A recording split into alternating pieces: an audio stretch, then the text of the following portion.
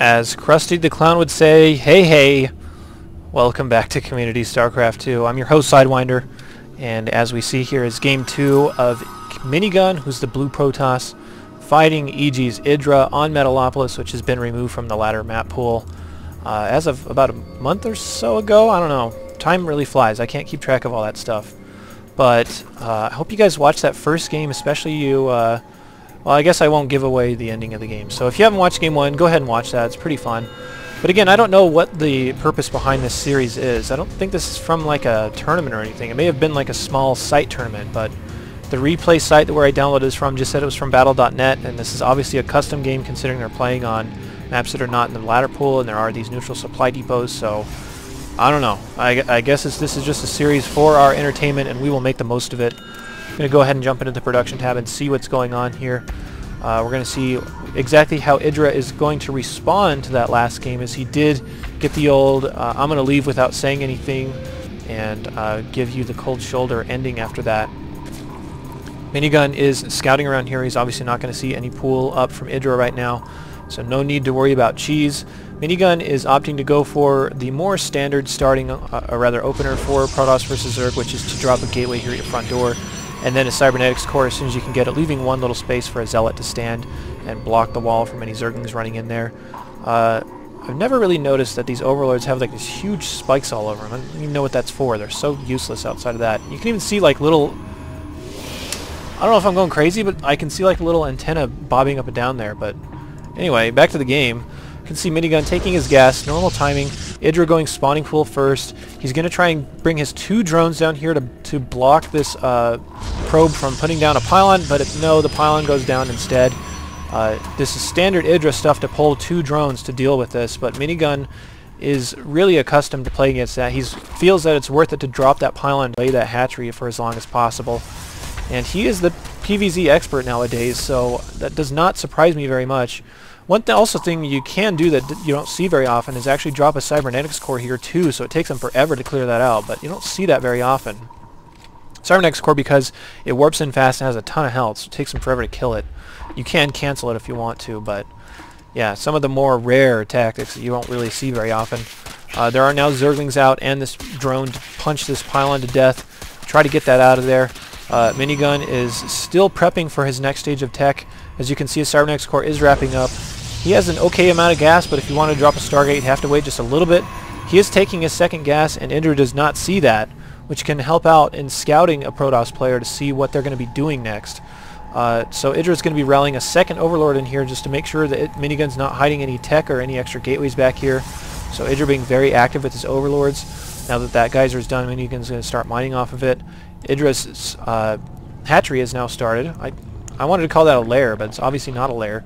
Here comes the speed out of EG'Idra. He does have 4 gas and now 8 gas. He leaves 1 drone mining gas here, so you can continue to gather it at an extremely slow rate, but most players would pull all of them off and put them on minerals, but it's not like that's a huge loss if you have 1 drone mining gas and not mining minerals, considering there are some probes dancing around back and forth here anyway. There is 1 Stalker and 1 Zealot out once again from Minigun up here to try and bug EG'Idra. Last time he sniped a Queen with this, so we'll see what kind of damage this does and get that stupid Overlord out of the way so we can see the action. The Zealot's going to die, didn't kill very much. The Stalker needs to run home, so EG'Idra does not lose basically anything. He might have lost a couple of Zerglings in that fight. So Minigun's little harassment there. It's designed to force out extra Zerglings instead of allowing the Zerg player to make extra drones.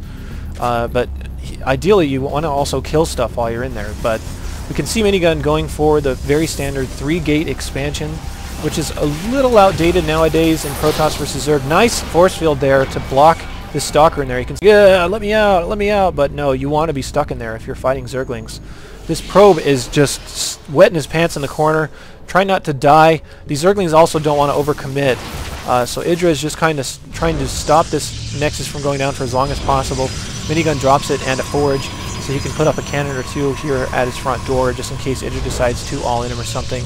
Here's a big flock of Zerglings coming out of EG'Idra, and I do call them a flock because they officially have wings now. They are speed Zerglings. They're going to be rallying up to the front of the base, and EG'Idra's going to try to force some force fields out of here, and maybe if he can drag it out long enough, make it so these force fields run out, and pick off some sentries. And Minigun needs to be careful and drop some force fields if he... Okay, never mind. EG'Idra does not decide to keep pressing up there, so EG'Idra's reinforcements are now here. He could try to cancel this Nexus, but no, there's too much DPS on the field for Minigun right now. If EG'Idra can get us around on these sentries... Uh-oh! Okay, another nice little force field blockade to pin these sentries in there. So Minigun with a really nice sentry control.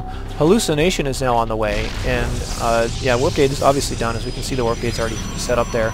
There's a cannon now coming down to prevent any more of the shenanigans. EG'Idra did lose an Overlord, as you can see him now supply blocked, but he's reverted back into just making drones, which is pretty good, but he just didn't do any real damage with these Zerglings, so he's just slightly behind where he could be, but he's also getting very good information by checking the sentry count, seeing what else is being made out of these gateways. Another Overlord is scouting in here, possibly looking for a Stargate, but there is nothing to be seen out of Minigun quite yet. Minigun, I haven't really seen him use a lot of Stargate stuff. He favors more of the gateway composition, so EG'Idra maybe just trying to not get caught... that did not make any sense. Trying not to get too caught off guard. I don't know if that makes sense either, so never mind.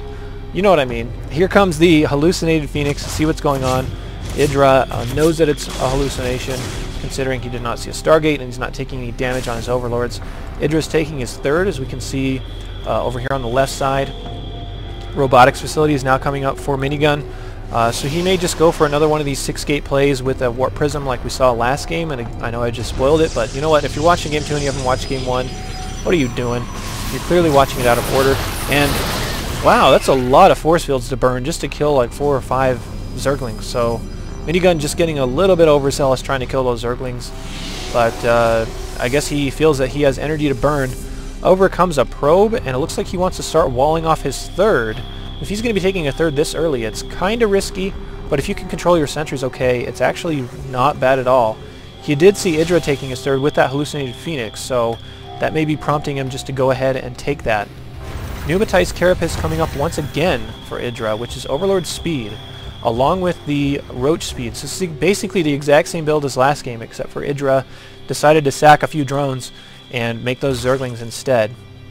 Zerglings are going to want to scout up here. He is going to see the Nexus starting here at the third, so it may prompt a big wave of units out of EG'Idra, so we're going to watch the production tab and see how he responds to it. +1 armor coming down? I'm surprised. You usually don't see +1 armor coming down this early, especially if you don't have any Zealots on the field. So he could have either just started +1 armor to keep his Forge spinning. You obviously can't start +2 attack unless you have your Twilight Council down, and it's usually better to just go straight for attack upgrades if you can get it out, but yeah, I don't know. I guess we'll see how that comes into play. Again, it's more useful for Zealots because Zealots get a more favorable shield to health ratio, whereas if you look at a Stalker, it's only 80 shields and 80 health, but whereas I think a Zealot's like 100 health and 50 shields, so they can tank a lot more damage with that upgrade. Anyway, EG'Idra's now taking his fourth. His third is pretty well saturated, actually. I saw him start a huge round of drones here on the production tab. He's also got his infestation pit done, as we see it just plop right there.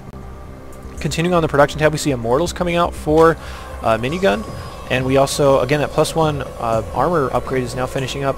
Twilight Council's coming down, so you can continue his upgrades, but I wonder if this is going to be more of the New Age style of Protoss versus Zerg, where it's going to be Immortals and Templar tech. It's kind of just a fix-all, with the only problem there being that Storm doesn't damage Roaches very well, so you just throw in a few Immortals and call it good, and just go out and see what you can get done. So it's kind of a, I'm going to see if I can beat everything at the same time. And there are Roaches on the field, of course. There's now Infestors, so the Templar tech would really help out against those Infestors, just being able to land feedbacks or just Carpet Storm all over them, and be able to at least get your damage off without getting fungled or whatever might happen to you, as I'm sure many of you poor Protoss players would know. Here comes that Templar Archives, so I guess my instincts are still a little bit on after not casting for quite a while. So the Templar Archives is warping in right now, right next to the Twilight Council, and a nice little design here with the pylons as well. It looks like a set of stairs, but anyway. Back over at EG'Idra's base, checking the supplies. EG'Idra is ahead by about 25, which is pretty normal. He does have just a Roach Zergling army, and now the Infestors are joining up. Now that he does have the Pathogen Glands upgrade, he is grabbing Neural Parasite, which is obviously going to be changed here in the new patch, and you can look that up basically on Blizzard's website to see what's going to be changing, but it does affect the range of Neuroparasite. And a Dark Shrine is also coming down. So this is a 2-branched Templar tech. I also am kind of curious how many probes Minigun has. Looks like he's kind of oversaturated. Yeah, 83 probes on 3 bases. Quite a bit. He's going to want to take his 4th here pretty soon if he can, but there is an Overlord barfing up creep over there, as we can see. That's got to be a terrible upgrade. Overlords are probably just like, you know, it's bad enough being slow, having to float around with these huge spikes on me. They're not very comfortable. I always like pulsate like this, and you upgrade your lair so I just throw up constantly. That's not very fun. I would hate that, having to throw up constantly, but back into the game. Here's Storm coming down as we see another Immortal. He's going to be at 4 Immortals, which is a lot. That essentially ensures, especially with the attack upgrades, that you can just one-shot whatever roach you want, which is insane considering the Immortal's firing speed. If you can just eliminate 1 roach from the fight every shot, that's a lot of damage. Here comes some Dark Templar, so we can see them warping in from a Warp Prism here that I missed. Look at these Dark Templar go to town on these Infestors. This is great to make the Infestors use energy on the Dark Templar, and EG'Idra has lost so many Infestors from these Dark Templar. That was a huge play right there, to be able to kill Infestors like that and remove their damage from the game.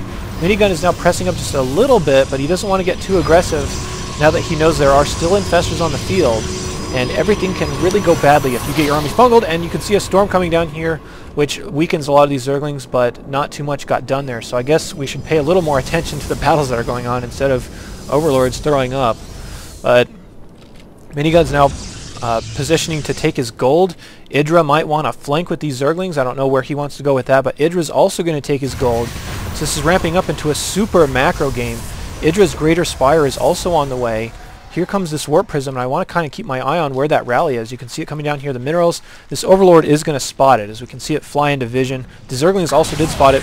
Here come the Zerglings up here trying to counter. 2-sided attack. EG'Idra Neuroparasites all of the Immortals, which is going to dominate these Stalkers. A lot of feedbacks go down on the Infestors, which I heard but I did not see. EG'Idra's getting a really great trade out of this fight, as he was able to Neuroparasite these 2 Immortals and really diminish the Stalker count. But you can see the Immortals are living up to their name. Zerglings cancel the hatchery, or not the hatchery, the Nexus here at the gold. They're doing a lot more work, so he's getting great value out of these Zerglings, even though there is Storm on the field. It was a really super nice attack.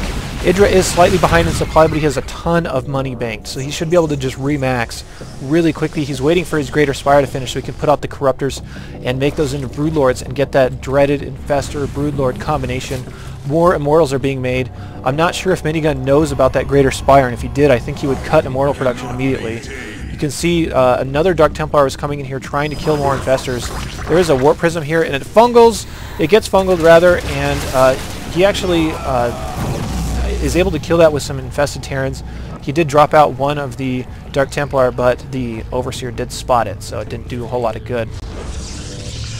That was interesting sequence there, and I'm surprised at how much work those Zerglings really did. You can see that if you're running this composition, it sucks because Storm kills Zerglings so easily, but if you can make them waste Storms, or if you can happen to Neuroparasite the Templar and feed back the other Templar, that would be insane. But Zerglings usually don't work against it. Oh no, this Immortal's going to get caught by all these Zerglings. You can see them poking him to death, and he goes down. That's sad. Here come more Zerglings just counterattacking here, seeing what they can get done. So EG'Idra's getting great value out of these Zerglings so far. Zerglings are now going to attack the 3rd. As we can see, there's already a few of them in here. There's a ton of probes here. Wow. 3 pages worth of probes, as you can see on the selection screen here. The Zealots and stuff are now in here to go ahead and kill those Zerglings that are attacking. Minigun is distance mining this gold, so his economy is a little rocky right now, but he's doing okay. There's now 5 Broodlords morphing. 4 more Corruptors are out, 32 Zerglings. There's now Spore Crawlers at these extra bases to detect Dark Templar that might come in here and try to bug EG'Idra, along with a couple of Spine Crawlers each, so that he'll have enough damage output to kill, 2 or 3 Dark Templar instead of just the typical 1 that people will send. There is an Observer poking up here. Minigun's going to try to deny creep. Minigun is max, so he feels that it's the time to go now that his economy is getting established once again. He's going to come up here and see what's going on. He's going to see the Broodlords. He doesn't have a ton to deal with this. The Stalkers do get fungal. They blink onto the high ground. and they're going to be targeting down these Broodlords. Look at this Storm just completely eat up these Zerglings. They're barely doing any damage at all. If he has feedbacks, he needs to get them off, but yes, he does. He doesn't actually kill these Infestors, so pretty fortunate for them. EG'Idra rips that push up. Minigun is still slightly ahead in supply, but EG'Idra has units on the field that are going to be really hard for Minigun to deal with this unit composition. I'm actually surprised he's still making Immortals after all this. Usually you'd want to drop a Stargate or two to deal with these Broodlords, but here come the Broodlords once again. They're going to be sieging this Archon. He's basically just going to die for no reason, considering he's on hold command, or rather hold position. Stalkers blink up here underneath the Broodlords. Big, huge fungals going down on top of these units. Broodlords are ripping everything up. Assimilation is apparently successful on that Immortal. As you can see, it got neuroparasited. EG'Idra will be able to kill that easily. The gold is now being sieged by these Broodlords, and up comes the Stargate, but it may just be too little too late. There's 5 Immortals that are not going to do anything against these Broodlords, except for kill Broodlings, which is kind of worthless. More assimilation successful. He's going to wipe out these Stalkers. Look at that. That is beautiful play out of EG'Idra to just rip Minigun's forces apart. You can see another Immortal's trying to rally here, but it gets stuck in the corner, and he's also dead. Kablam. Down goes this base. It's going to die very, very soon. Minigun's really falling apart. He has tons and tons of probes. 100 probes. That's exactly why you do not want to make that many probes. Minigun has to call a good game, unlike EG'Idra did in the first game. But EG'Idra rips him up in this game. That was some really, really nice neuroparasite work out of EG'Idra. I hope you Zerg players especially enjoyed that. That was really, really nice to watch. And that's another example of neuroparasite is not worthless. If it, supposedly would not target massive units, which it's not going to anymore. But I heard a lot of Zerg players saying there's no reason to get it. Obviously there is. It works super well if you can get it on the right targets. For you Zerg players, something I don't see enough is if Protoss players are running Templar, if you can neuroparasite one of the Templar, you can just feedback all the other Templar, and that is devastating. But I don't see that very often. In fact, I don't even know if I've ever seen that. So something for you Zerg players to get onto if you're watching this replay and you want to get better information on how to play the race that you love. So EG'Idra takes game 2. There is a game 3, so I think this was a best of 3. I'm going to go ahead and cast that here in just a moment. I will be right back with that game. Stay tuned.